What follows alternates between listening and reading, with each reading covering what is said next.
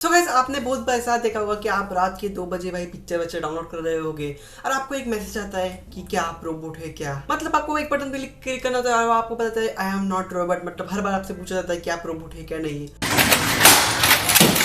ऐसा क्यों होता है? वैसे आप भी सोच रहे होगे कि रात के 2 बजे बैठ के कौन सा रोबोट जो पिक्चर डाउनलोड कर रहा है या फिर वीडियोस वगैरह देख रहा होगा और फिर भी आपको जो है वो एक आई एम नॉट रोबोट ऐसा क्यों पूछते हैं। वैसे इसे कहते हैं कैप्चर। आज की इसमें हम जानेंगे एक्चुअली क्या होता है कैप्चा, कैसे वर्क करता है और किस लिए इसे रखा जाता है, जिससे ये हमेशा पूछता रहता है कि आई एम नॉट रोबोट या फिर नहीं वगैरह। तो सबसे पहले कैप्चा बेसिकली ऐसा कोड होता है जो बेसिकली डिटेक्ट करता है कि आपके फोन या पे आप जो फोन पे कोई भी वेबसाइट को विजिट दे रहे हो वो विजिट एक ह्यूमन दे रहा है या फिर एक रोबोट दे रहा है। अब बात आती है कि रोबोट एक्चुअली होता क्या है। मतलब बहुत बार सोचे होगा कि रोबोट मतलब कोई भी इंसानों जैसे देखने रोबोट होगा जो कोई भी फोन चला के चल रहा होगा, पर ऐसी चीज नहीं होती है। रोबोट बेसिकली समझ लो कंप्यूटर का इंटरनल प्रोग्राम होता है। बेसिकली कंप्यूटर में एक टाइप की मतलब समझ लो प्रोग्राम होता है, उसमें एक चीज आती है उसे कहते हैं ऑटोमेशन। आप समझ सकते हो बेसिकली कंप्यूटर जो है खुद से भी कोई बहुत सारी चीजें कर सकता है। सपोज आगे एक प्रोग्राम बना रहे हो और उस प्रोग्राम में आप ऐसे लिख रहे हो कि आपको सिर्फ प्रोग्राम में जाके जो है वो ऑटोमेटिकली टिकट्स को बुक करना है। समझ लो रेलवे टिकट्स वगैरह हो उसे बुक करना है, तो वो ऐसे प्रोग्राम अगर आप बना रहे हो तो कंप्यूटर ऑटोमेटिकली जो है वो आपकी टिकट रेलवे टिकट हो या फिर कोई भी टिकट्स हो उसे आप ऑटोमेटिकली वो जाके बुक कर सकता है। और वो एक इंसान के मामले में बहुत जल्दी काम कर सकता है और एक नंबर ऑफ टाइम्स कर सकता है। एक टाइम पे ढेर सारे टिकट वो बुक कर सकता है। अगर आप कोई भी प्रोग्राम करते हो ऑटोमेटिकली ये काम कर सकता है। ये बात स्पेशल है। और बेसिकली हमारा जो रोबोट है वो वही डिटेक्ट करने का काम करता है कि कोई भी ऐसे टाइप का जो प्रोग्राम है वो कोई बैकग्राउंड में चल नहीं रहा है। मतलब जो आप यूज़ कर रहे हैं वो बेसिकली एक ह्यूमन है या फिर एक समझ लो आपका एक प्रोग्राम है, इसे डिटेक्ट करने का काम करता है। तो समझ लो आपको जो एक मैसेज आता है आई एम नॉट रोबोट, तो बेसिकली ये रोबोट जो है वो कोई भी आपके जैसा रोबोट नहीं होता, ये आपके जैसे ह्यूमन नहीं होता। ये रोबोट बेसिकली उस इंटरनल प्रोग्राम के लिए होता है, उसे डिटेक्ट करने के लिए कि ये रोबोट है या फिर नहीं है। अब बात ये कि इस रोबोट को स्टॉप क्यों करना है। मतलब देख रहे हैं तो भाई ऐसे कोई प्रोग्राम बनाया जाए जो आपके इंसानों का काम भाई कम कर दे। मतलब समझ लो जो काम 10 लोग कर सकते हैं वो काम अगर एक प्रोग्राम कर सकता है, तो ऐसे रोबोट को स्टॉप क्यों करना है बेसिकली। मतलब लॉजिकली आप भी सोच रहे होगे कि भाई ये तो भाई अच्छा ही काम कर रहा है। तो यहाँ पे बात आती है कि अगर आप देखा तो एक कंप्यूटर में ऐसे मल्टीपल रोबोट बैठ के बहुत सारे काम जो है वो कर सकते हैं एक साथ। बेसिकली प्रोग्राम का इस्तेमाल करने से जो है एक कंप्यूटर पे ढेर सारे रोबोट को बैठाया जा सकता है। मतलब ढेर सारे प्रोग्राम्स को रखा जा सकता है जो एक ही काम जो है वो बार बार अलग अलग तरीके से अलग अलग यूजर की तरीके से करेंगे। मतलब अलग अलग ह्यूमन की तरीके से करेंगे।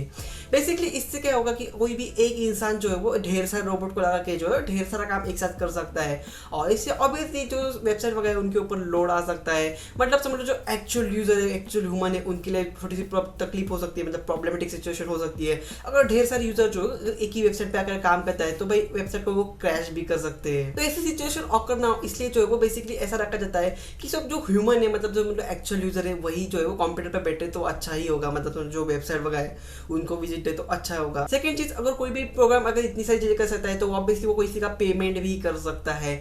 तो इस वजह से जो बेसिकली जो पेमेंट वेबसाइट वगैरह होती है या फिर समझ लो जो डाउनलोडिंग की वगैरह वेबसाइट होती है उनके जो एंड पॉइंट पे जो वो कैप्चा को रखा जाता है, जिससे कि रोबोट बाकी की सारे की भी काम कर ले। तो वो एंडिंग का जो काम आता है समझ लो डाउनलोड करना या फिर समझ लो अगर पेमेंट करें तो पेमेंट में जो ओटीपी डालना होता है या फिर समझ लो फाइनल प्रोसेस करना होता है प्रोसेस टू पेमेंट, उस पे जगह पर जो कैप्चा लगाया जाता है। ये बेसिकली इसलिए होता है कि वेबसाइट को कोई भी मतलब समझ लो ढेर से रोबोट लड़के कोई भी वेबसाइट को क्रैश ना कर दे और इवन तो किसी भी यूजर का जो पेमेंट वगैरह है वो सिक्योर तरीके से हो जाए। किसी भी यूजर का पेमेंट जो है वो सिक्योर तरीके से हो। मतलब भाई ऑब्वियसली उस बंदे को लगे कि हमने ही पेमेंट किया है। मतलब कोई भी दिक्कत ना है, पेमेंट में कोई भी फ्रॉड ना हो। इसलिए बेसिकली जो है वो इस रोबोट को जो है वो बेसिकली वेबसाइट वगैरह जगह पे जो इसे रोका जाता है। मोस्ट टाइम पे जो वेबसाइट वगैरह होते हैं वहीं पे ही ये कैप्चर्स का इस्तेमाल किया जाता है जहाँ पे बेसिकली ढेर सारे लोग एक साथ टाइम पे आ सकते हैं। अब बात आती है कैप्चा वर्क कैसे करता है। नॉर्मली अगर कैप्चा को वगैरह देखें तो बेसिकली वो बोलते हैं कि कोई भी इमेज को सिलेक्ट करो, मतलब पेड़ के इमेज को सिलेक्ट करो, गाड़ियों की इमेज को सिलेक्ट करो।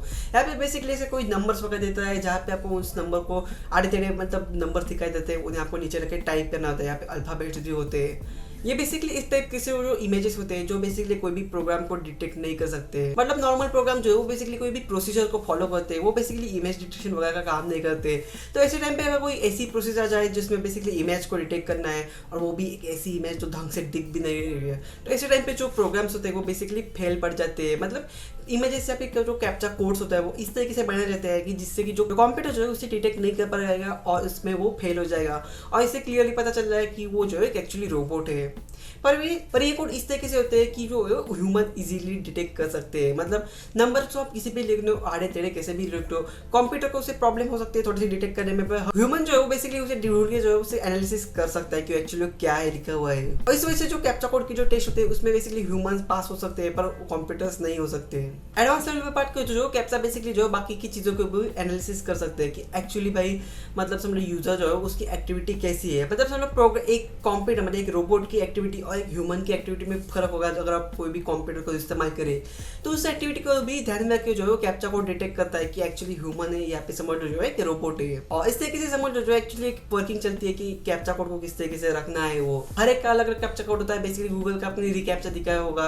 अगर आप रेलवे की टिकट बुक करते हैं तो उसमें आपको एक अलग टाइप का कैप्चा दिखाई देता है। हर एक के अलग अलग टाइप होते हैं भाई। कुछ लोग दो तीन बार पूछते हैं, मतलब यहाँ पे क्लिक करो, वहाँ पे क्लिक करो, यहाँ से वहाँ जाओ, ऐसे बहुत सारी अलग अलग चीज़ें होती है जिनसे बेसिकली डिसाइड किया जाता है कि एक्चुअली यूजर जो है वो एक ह्यूमन है या फिर एक रोबोट है। तो इस वीडियो से आप समझ सके होंगे कि एक्चुअली जो कैप्चा क्या होता है, इसका इस्तेमाल किस लिए किया जाता है। अगर आपको वीडियो पसंद आएगा पसंद तो एक लाइक जरूर करना और चैनल पर तो चैनल को सबसे पहले मैं आपसे मिलता हूँ अगली वीडियो पे। तब तक के लिए